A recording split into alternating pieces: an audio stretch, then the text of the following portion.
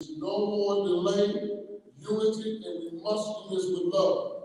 There's too much hostility, too much dissent in this room right now. We need the love to return. Now, with that said, we need those who have been exonerated, those who have been wronged, to be compensated immediately. Immediately means it should take no more than 90 to 120 days. You took our lives in 30 seconds, and you took over 30 years to give it back.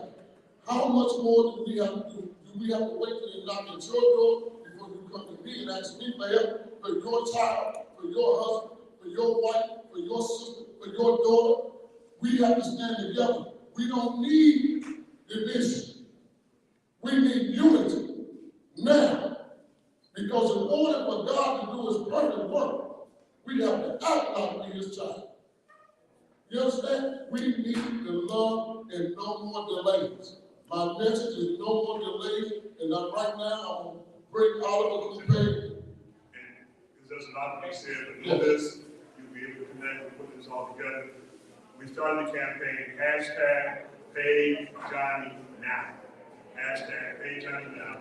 We're going to hang everything that him and the others out of the sorry. Yes, I am here to represent those that got no voice, don't know they have a voice, who have given up and given in, because it can be overwhelming to come home after that amount of time, have no family, have no friends, but it's our job to welcome them back home.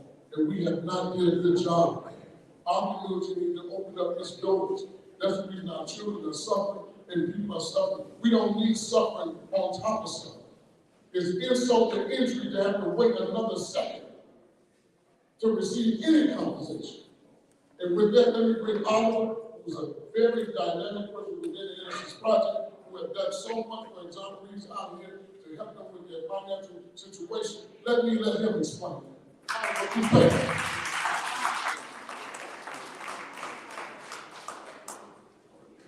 afternoon, my name is Oliver Coupe, co-founder and CEO of Early Capital Partners. We are a multifamily office investment advisor based out of Chicago, and our number one most prioritized clients are exonerated individuals. 12 years ago, I met my first exoneree, Jonathan Barr, and his brother James Harvey, for the Dixmoor Fine case in the 90s. Prior to meeting them, I did not understand the pandemic that was going on in terms of wrongful convictions, and even worse, the lack of compensation that was given to individuals once they became home. Since those 12 years, we have now worked with 14 exonerees who spent a total of 303 years in prison. You add John to that, now 330 years in prison while convicted. We have managed compensations of total over $60 million on behalf of exonerated individuals. We're waiting on John's to come through now. So, with that being said, even more incredible how long that Johnny's been waiting for the exonerees that we have worked with over the last 10 years came home after Johnny received their compensation. To the point where Johnny was the one that actually helped them receive their IDs, helped open their bank accounts. This is their big growth, and he's still waiting. So time is gone, it's been long enough, and it's no more delays, so pay Johnny.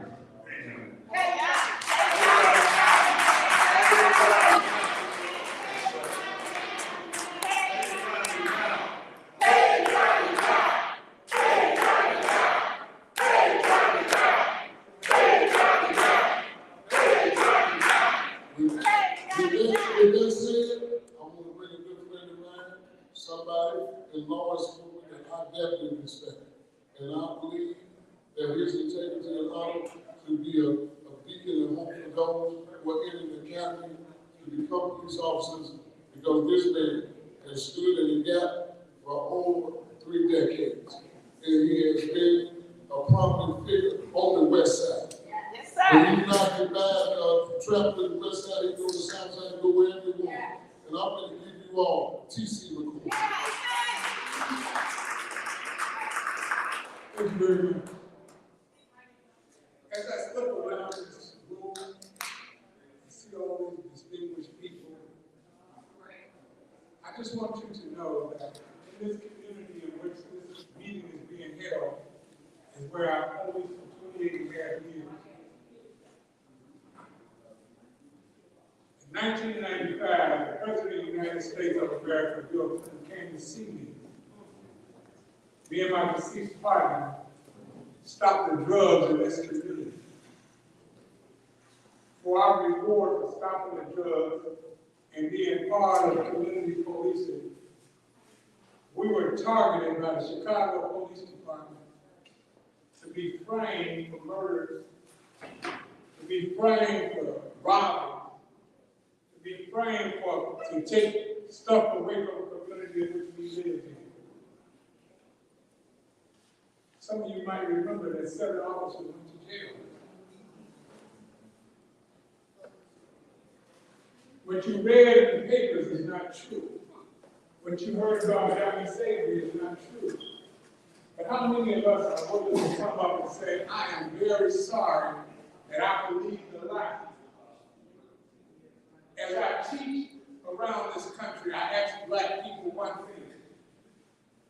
If Christopher Columbus discovered America on the East Coast, then who discovered America on the West Coast? Because the farther west you went, the more Indians you see. We have been indoctrinated to believe lies. Officer Edward Jackson Jr., who graduated #1 out of Lane Tech High School, and we finally got him home after they sentenced him to 169 years of a robbery he didn't do. And his warden wrote the judge downtown a letter saying, this is the most outstanding human being I ever met in my life, and I got him. With the help of John Davis from Channel 2 News, with the help of Miss Gladys Simpson from ASA Academy, with the help of Mr. Alan G. Lawson, a lawyer, a Jewish lawyer on the North Shore of Illinois, with the help of doctors, pastors,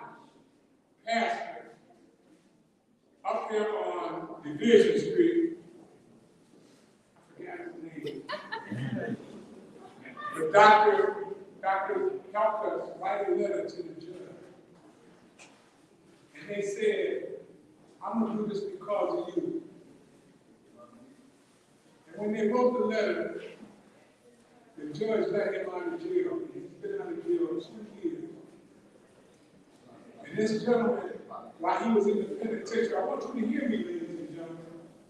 While Officer Jackson was in the penitentiary for 25 years, the warden wrote a letter to the judge and said all he ever did while he was in the penitentiary, not knowing he was going to get off, was help people transition from the penitentiary back to the street.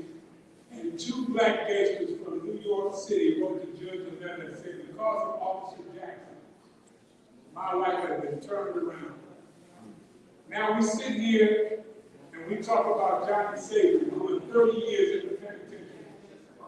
And some of you people here can't even do 30 seconds of being quiet to listen to the truth. Right. Ain't that hell? Think about this for 1 second. When I was policing over here in this district, we had the largest police recruit class of young people being police explorers in the history of this city. And now we got crime in the city. It hurts my heart when I walk through this community that the people in this community that knew me say, I wish I was back out there now because we got hell on our hands. Whenever you have a killing, an execution last week across the street from that office where everybody in this community eats, and you can't give us 30 seconds of quietness? Ladies and gentlemen, we all grown. What we do is we as black people, we believe what we read. But we the first ones to say, well, I'm sorry. You're not sorry. You're just sorry because you didn't read the real story. But Johnnie Savory is telling you the real story today. There's a lot of black people out here, white people and Hispanic people, that's been framed by police officers. When I graduated from the academy, I couldn't even write a police report. And 28 and a half years later, I'm the most celebrated policeman in the whole city of Chicago, hotel. I'm the only policeman. Commander William Brown told me there's only 2 policemen ever had a press conference as police officers against the department, and only 2 people kept their job. Me and Reno Robinson. He had 1, and I had 12. All I'm asking you today to do is sometimes when people are talking to you, just give them 30 seconds. That's all we want is 30 seconds. So that you can listen and hear that our brothers are crying, because as the gentleman said, that I admire when he said that State's attorney is running for the office. He said, you can pick the wrong person, the right person is killed on the street. The power is right here in this room. Reverend Anthony up there at the church, that's my partner. He was one of the officers 7 that protects your church every Sunday, 2 weeks. When you walk up there on Lake and Central, and somebody's messing with you, I'm not bragging. All you got to do is say, TC McCoy, your friend of mine, and they say, I'm leaving you alone. When you walk in front of that office, you go over there and you ask them about TC McCoy. And you say, TC McCoy, your credit place is on the street. And who's ever standing in front of your place, you blink your eye and you're gone. Now, we were the boogeyman. We were the real police. And I'm going to leave you with this. All these policemen who are out here framing these people, why are they allowed to keep their job? And the policemen that didn't do anything are serving time in the penitentiary. Pay Johnnie Savory now.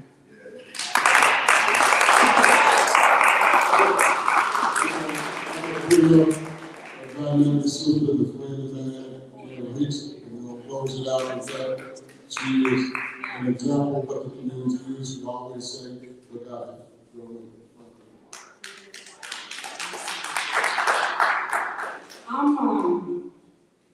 I'm tired of us pretending. I'm tired of titles. I'm tired of bragging. I'm tired of when we show up like this, you don't see no young people. Young people ain't got it wrong, we do. Johnnie Savory and so many others that went to prison for crimes they did not commit. When I was transporting children from mental health facilities and foster homes that had been molested and misused, I can only call them these things. The ones that didn't do anything. They took their time out to help. Many of us come into this room and other places because we know there's a lot of money being poured out. I just ask everybody, go into your heart and ask, what have you done for free? Because let me tell you right now, the universe gives you what you give it. I lost a lot of contracts. I became homeless. You can tell I ain't starving because I refuse to sell my integrity and my morals. And I will continue to be by those that need our help. Johnnie Savory is unbelievable because I have been helping many people going to New York. I got a cousin that spent 30 years with Innocent Project. I met Johnnie Savory helping a young lady off of Facebook to redo her restaurant, and she needed someone to help deliver. I went over there in my high heel shoes to show her that you got regular people that can help. This young man comes in the restaurant and begins to help me, took me to the store, bought some paint, the rest is history. It's time for us to look in the mirror and change. Help free our people that have gone to prison, whether they committed a crime or not. But it's everything for the prisoners, for those that were guilty, but it's nothing for the innocent. Look Johnnie Savory up, read his story, go home, get involved with somebody that can't pay you back, and I guarantee you, we will see a difference in our community. Thank you.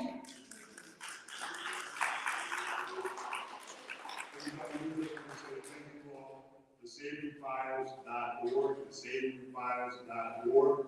If you want to become part of this movement in terms of bringing compensatory justice to our exonerees, We have 12 states that give you nothing. If you've been found innocent, they just release you. We have to change that. Again, that is the power of the narrative of the Black History Month, of Black history. It may not change in a week, it may not change in a decade, it may not change in a century, but we keep pushing and change does come. Thank you so much, everybody.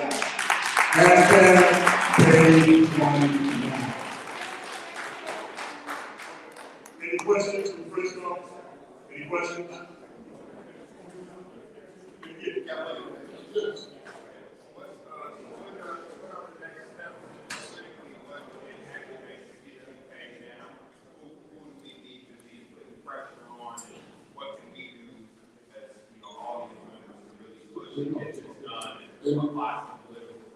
In Illinois, when you get compensation from the wrongfully convicted, it comes from the city where you're from. In this case, it comes from Peoria, so we have to do it there. If we want to give her a chance in office to do the right thing, but she ultimately has the last decision on my citizenship that sits with our guests. So we are asking her at this moment, you can contact my attorneys, through her attorneys, they all know who they are, and we as people, as citizens, continue to keep the support going by making phone calls to the mayor's office, to elected officials, to the governor, even our mayor here.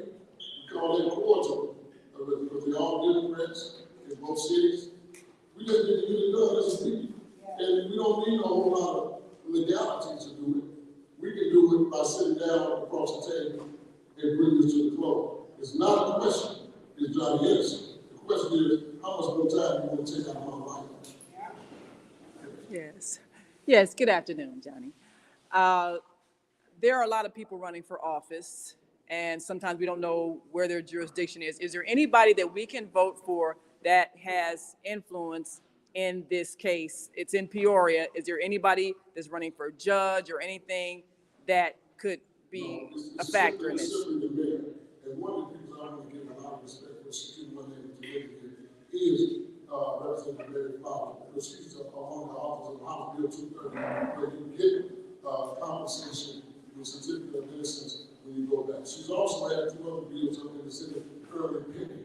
We need those legislators to stand with Mary Fowler. I know they're going to some negative press on, but she is one of the many people up there that I know of that have always supported the innocent and did the right thing for those who have been wrongly convicted. And I just want to say that. And with that, I want to leave you with this. Winston Churchill once said, a lie go around the world twice before the truth really proves on. You're ready to believe a lie, but you don't want to see the truth that is right in front of your face. Our children are being murdered. Our children are being kidnapped and placed in prison for nothing.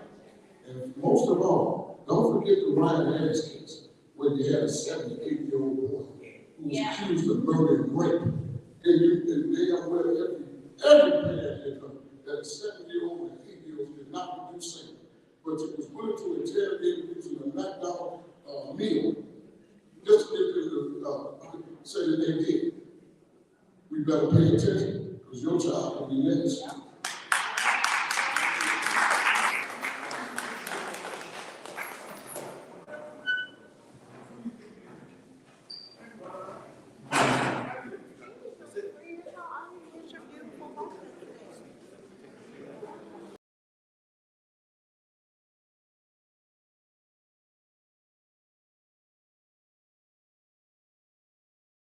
Hi, this is John Alexander.